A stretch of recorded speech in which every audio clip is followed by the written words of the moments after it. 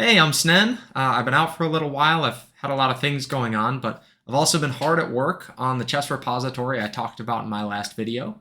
If you didn't give that a watch, the core idea is to support as many chess variants as possible and sort of similar, chess-like games. Turns out there's a pretty massive domain of games that can be supported in this way. So there's a lot I want to do with that implementation. It's using Bevy and Rust, which I've been talking about in all my videos so far. So there's a degree to which I'm a little hesitant to go into too much depth, but the goal of today is really to talk about code structure in ECS frameworks. ECS frameworks like to talk about, hey, you can have like highly modular code bases and really good isolation of concerns, as well as really good performance and multi-threading and all of that. But it's not always clear exactly what that means at sort of the strategic level, how to use those the tools that the ECS offers to actually actualize that goal of increased modularity.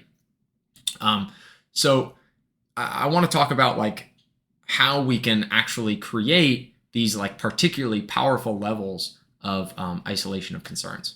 I did a fair amount of research for this video as well. There's a lot of prior art in this space. Big surprise.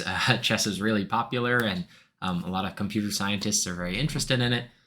So, to prep for this video, I tried to, read through as many code bases as I could and try to understand what decisions were they making and how were they going about managing things like the implementation of move generation for various pieces, or, if there's variants like maybe they support Capablanca chess, which has totally new types of pieces.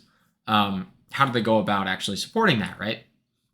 I try to focus on engines that do support a large number of variants. And I'll be honest, I feel like I barely scratched the surface. There's a lot of code to read and a lot of different implementations of chess engines. But I tried to really get a sense of like what ways other engines manage the level of complexity that's required to implement something like chess. So I'm going to go over not two whole repositories, but examples from two different repositories in today's video. The first is LeChess.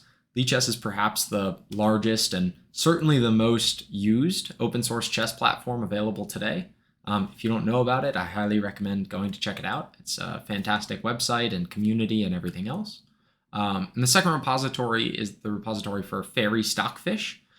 If you know Stockfish, that's the most powerful chess engine that exists today, as far as I know. So Fairy-Stockfish is a different implementation that's tailored for playing chess variants. And I mean, when I say chess variants, this is also a pretty wide domain, like I said before. I think it even supports like Othello, which is a very different game from chess. Now, before I go into these examples, as well as examples from my own repository, I want to talk about these concepts at a high level. Most of the engines I've seen use an object-oriented approach to implement everything from generating moves to managing board state and even managing like whatever the particular rules of the current game are, right? And although these repositories they're well engineered, they're, in the case of like both LeChess and Fairy-Stockfish, they've been super duper battle tested, right?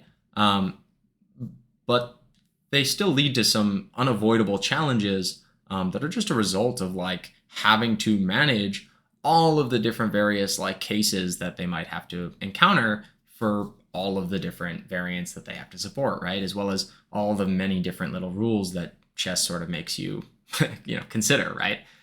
Things like en passant and castling are pretty heavy special cases. So let's talk about OOP versus ECS at that high level.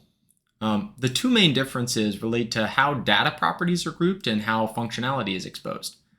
OOP style approaches focus on creating objects, and those objects are meant to encapsulate various layers of whatever problem you're trying to solve, right?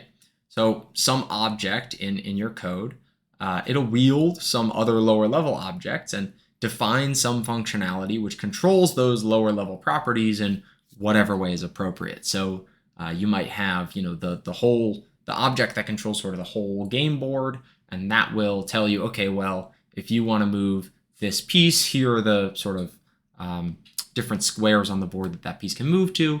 And when you do execute a move, it'll handle, okay, now this piece is removed from the board and all those details. And that'll be implemented on that higher level object, the sort of board object, the board game object, I guess. As a result, in something well designed, you get strong co-location of concerns. So things having to do with just a piece should sort of be only on the piece object and exposed to any controller objects, and anything not related to that piece, anything related to, the squares on the board or the size of the board or whatever else, the piece shouldn't necessarily have to think about that. When additional behavior is needed for things like, variant play, adding additional rules like, say, in atomic chess, where any capture ends up capturing all the pieces around it, you can extend your objects using inheritance to sort of handle those slightly different purposes. And so with an OOP style approach, you'll see some mixture of, defining objects where possible to kind of handle some specific layer of the problem. And you'll sort of see this stacking tree of defining more and more complicated objects that know how to manage the things underneath it. Now, in comparison, an ECS framework allows us to tear apart those lower level objects from the controller object. And we then manage their behavioral needs independently. So in essence, whatever data properties or lower level objects we're talking about, we attach those things to an entity as a component instead. And then whatever useful combinations of components exists, we write systems that query for those combinations and express the specific intended behavior for those combinations. In OOP terms, we're sort of stitching together whatever combination of properties we need on a per instance basis. An instance being like a specific, a specific version of a class, right, of an object. And then the systems match on all of the objects in the world and say, okay, these ones need this behavior and these ones need this behavior, and maybe there's some subset that needs both, right? As a result, we have this greater ability to like modularize those different behaviors and those different data definitions as well. They don't necessarily have to be controlled by some, big controller object that knows how to do everything that all the little pieces need. Instead, it can, be handled on a systematic basis where the individual systems define the mapping between the combination of components, the relevant data properties for the behavior, and the behavior itself. All right, so let's look at some code. This is Scalachess. This is the sort of underlying repository that powers LeChess. It is actually the definition of the rules of chess and pieces and all of that. I'll be honest, I'm not like super familiar with Scala. I've used it before, but this is going to be a bit of a cursory glance.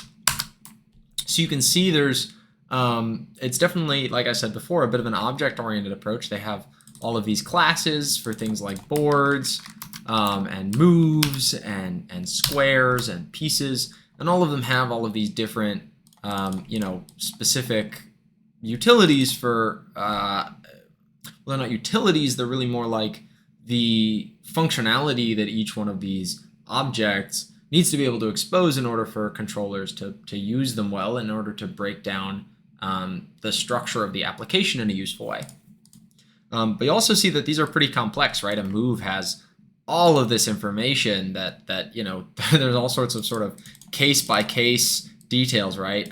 Is it a castle move? Is it capturing anything? Is it, what else is going on, right? So it's definitely an object-oriented approach. There's a lot of, there's many objects that are being used to do everything from, playing the game to displaying the history of moves to sort of like outputting strings that define the moves played in that history, right? And let's see. And when they come down to it, right, there's also a set of objects. Now this is like an abstract class, which means it's sort of like the base for a set of classes that will inherit from this.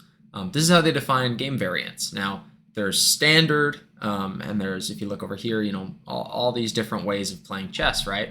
And each one of these must define some details about how they're played. Sometimes these things will override various behaviors. So, for example, add variant effect is a function that the repository uses every time a move is being made to see, are there extra things that need to happen. This is the atomic variant that I was talking about before. Whenever a capture happens, there's sort of a resulting explosion that captures all the surrounding pieces. And that's what these, where are they? Those were related functions, but that's where functions like explode surrounding pieces come into play. And this add variant effect is going to allow that behavior to be injected into the game space, right? By way of sort of this abstract class, right? But everything else is inherited from the original abstract class. Excuse me if I'm moving a little bit sporadically through this. It's like I said, I'm not like super comfortable with Scala, so there's a bit of this is also a bit less scripted. I usually have a bit of a prepared, I mean, not like a script, but I try to at least know what I'm saying before I go in, and this is a little bit less so. So we're doing it live to some degree. But like, you know, all of these details have to be handled by hand, I guess is the point. Now, for maybe a more tailored example, let's look at like en passant, right? En passant is a move in regular chess, right? This exists in regular chess, and in all sorts of variants, it might have slightly different implications, right? As well as the fact that like in a generalized chess engine, something that is trying to support chess at like a super general way, en passant is a very special case. So you'll see that this is kind of the logic for handling en passant is kind of spread throughout the repository, right? Every single class has to do something about en passant. And that's because every single one of them needs to consider it. They all need to also add for that case where en passant is handled. And that's not a problem, right? They can do it. But it does mean that there's sort of that extra engineering cost as well as that extra maintenance cost if something needs to change. So this is situation. This is the structure that handles things like, you know, I mean, I guess it's basically what is the context about the board state. So things like, can you castle? What are the legal moves? It's basically a computed property handling all the board state details. And you know, you can see en passant is one of the things that has to calculate. And then it's also here in the move. Is this an en passant move, right? So this is just one example. And next we can look at Fairy-Stockfish. This is Fairy-Fishnet. This is not the correct repo. This is Fairy-Stockfish. It's, like I said before, it's a variant engine derived from Stockfish. It's meant to handle all sorts of different chess variants. And let's just take a look. This is C++ code now. Let's just take a look at how they handle move generation, right? You'll see this is, I mean, it's pretty in the weeds. Not everything is named in like the rustiest way. So if you're a Rust programmer, you might not exactly be able to read this offhand. But we'll see, like, for example, Sarawan gating. Now, what the heck is that, right? Sarawan gating is talking about, like, Sarawan chess is another variant made by Yasser Sarawan. He's a cool guy if you don't know him. And Sarawan chess basically allows you to like swap out pieces for a turn. It's kind of like a weird crazy house-ish variant rule. And so you'll see, like, in the middle of this move generation code, how do we actually get a list of all the valid moves for a given piece? All of these little conditionals that they have to handle. Well, okay, are we allowed to do Sarawan gating? Okay, well then we also have to add this one. Are we allowed to add Sarawan gating and also these other behaviors are true? We also have to add this stuff. Do we need to add promotions to this move? Do we need to, is it a pawn, right? There's a separate move list for pawns, because pawns have their own like crazy special behaviors, like moving twice on the first row, or on their starting position. Really, it's the second rank, or seventh if you're playing with the black pieces. And you know, and they can't move forward to capture. They only capture the diagonals. They have divergent behavior. But like, this is so much code, right? This is there's so many different things that you have to do to account for all the various needs of the application. And there's even this concept of, I don't know how to pronounce this, but I'll try my best, Cetullian promotion, which can actually check on pychess.org. This is another chess platform. They have support for, nope, go back. This is Makruk, I believe. Burmese, it's Burmese. But so you promote in much more specific conditions than in regular chess. It's not like you get to the end and then your piece promotes. It's like, if you don't have your general piece and your noble piece is on this diagonal, it's promoted or something like that. Don't take my word for that. That's just a sort of offhanded explanation. But you know, here's another case where it's like there's all of these special cases, right? I want to be clear that I don't think this is bad code. Like I think this is, as far as I can tell, well-written C++, or at least, you know, it's certainly functional. And it certainly like does the job. I don't see really how you would avoid this type of special casing in a typical object-oriented approach, because at the end of the day, you need to deal with them, right? You kind of need to. So this is kind of what I'm talking about when I talk about like the complexity, right? And when I talk about the challenges of working with an object-oriented approach for something that really has very systematic behavior. So now I'm going to go into talk about WildChess, my repository. All right, so this is the WildChess repository live on my machine, and what I really want to focus in on here is continuing to talk about move generation. I mentioned before there's a lot I want to do with this repository. I haven't actually applied these principles that I'm about to talk about as widely as I can. And part of that is just figuring out how everything works. And frankly, there being a lot of sort of details to manage and cases to manage when trying to, support such a wide domain. But for example, right, you know, let's say we want to talk about generating moves. Well, what that can start with, if you think about like any piece on some square grid, right? Really what you're doing is sort of walking that space. The board might tell you, okay, here's like the edge of the board, you can't walk any farther, but you as a piece need to be able to tell the board, okay, well, I'm walking like diagonal, or I'm walking vertical or horizontal or whatever else. And maybe you have a range, maybe you can only move 1 square or 2 squares. And in fact, maybe in the case of a variant piece such as the grasshopper, you can only move if you're jumping over a piece, right? That might be true, for example, for captures and checkers, right? You can only capture by hopping over a piece, right? So what you're sort of doing, right, is scanning the board. And that's what this scanner type does. And since one piece might have many scanners, let's see, here I am. Here's a component that I'm calling pattern behavior, because pattern is sort of like the word I'm using to manage the thing owning the scanner, the thing that defines the scanner. And these behaviors, this behavior component basically has its own definition for how to generate the valid actions for its patterns, right?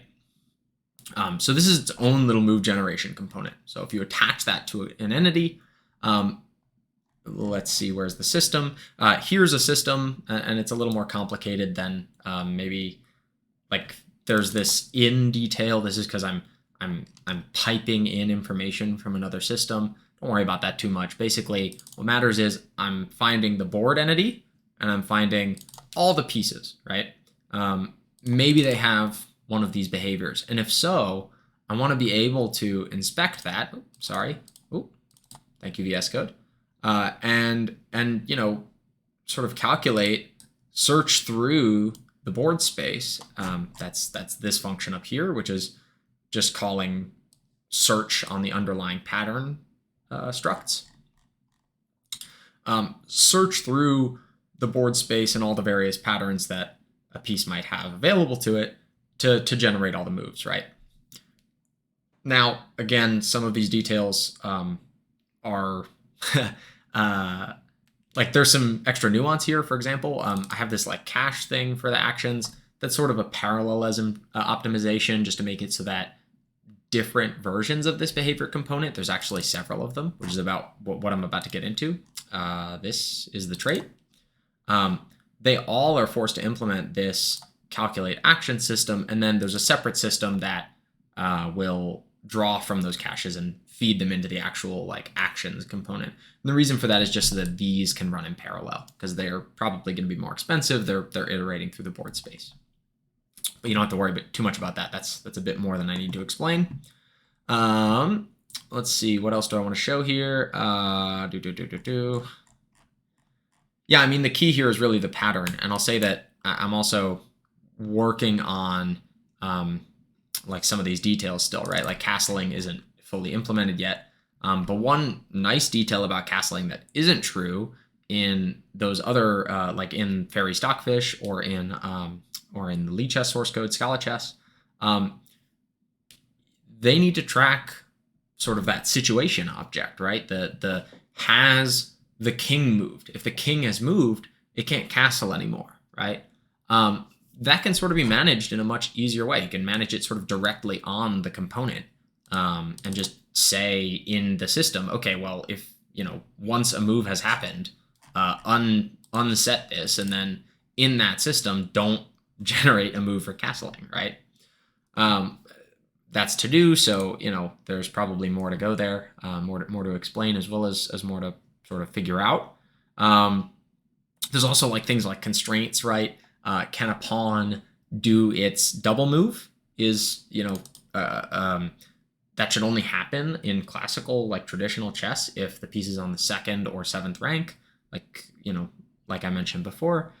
So patterns might have, you know, all sorts of things that are relevant to how that scanner should be invoked.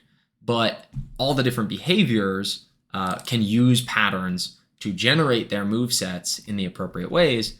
And then in the actual plugin, we can just say, okay, well, like every behavior should have its system registered for calculating the actions, which means that like every entity that has any combination of these behaviors will get all of the actions that are a result of, you know, searching through their appropriate patterns, etc.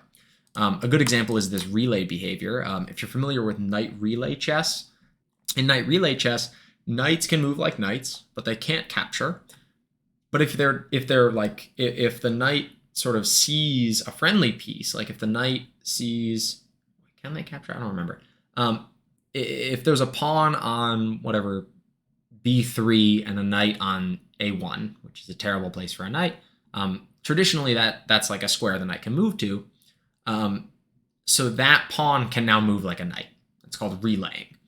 And so now this is what I have. You sort of build a map of the squares where relay pieces are targeting for relay, and then any pieces on those squares get these extra patterns, right? Get these extra, sorry, not the extra patterns, but, well, they do sort of get the extra patterns. They actually search using those patterns. Ta-da. So you build one of those pattern behaviors to make this easier, and then you search the board just like previously. VS Code needs to stop highlighting everything for me. So yeah, like this is, I guess the point is, it's a little bit more isolated, right? I don't have to go through in this whole thing and say, okay, well, are all of the relay pieces, are there any relay pieces seeing this piece? Are there any, you know, whatever else? It's sort of handled independently from other move generation. Now, another example we can look at is en passant. En passant it stands for capture in passing. So what that means is, did the last move sort of walk through the square that's being attacked, right?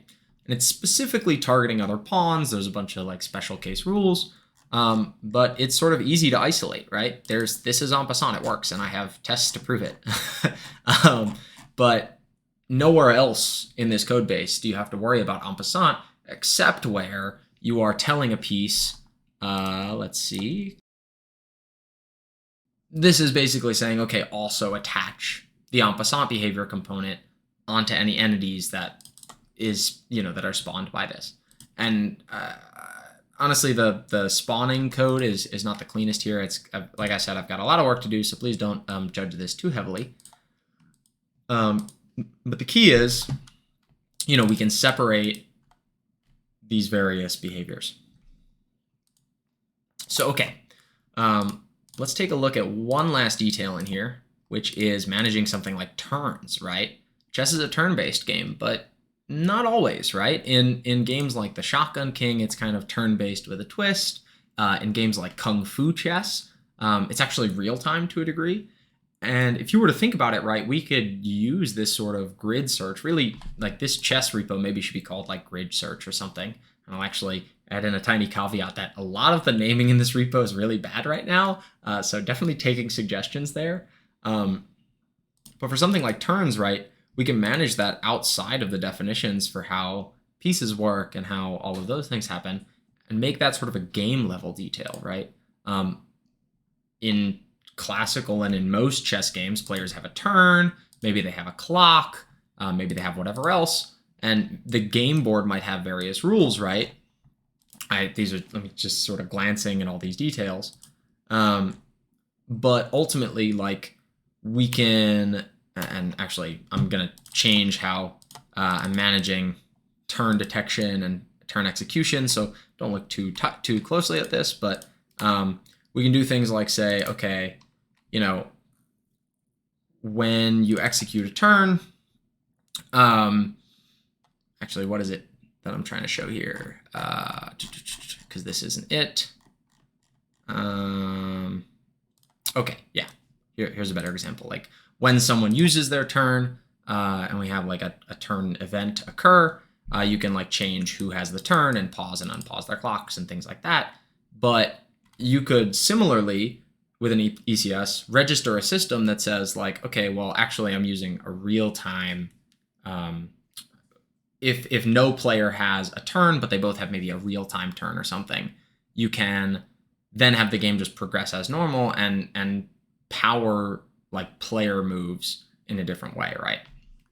So I just want to take a moment now to summarize like what I'm really getting at here. I think the important thing is that, especially for something as complex as chess, and honestly, a lot of games will have a lot of this special casing behavior and dealing with specific details, and heck, maybe you want to add different game modes to your game.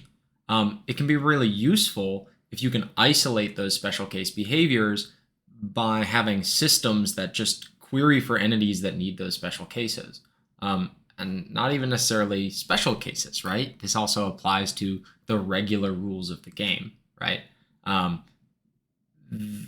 Sort of generally, the point is that you're able to create these mappings between specific couplings of components and the behaviors, or like, whatever behavior should be applied to that specific set of components, right? In our case for chess, variance can mean lots of things. Variance might mean, hey, we have pieces that do different things, or it might mean, hey, like a turn works differently, or a capture works differently, or promotion works differently, right?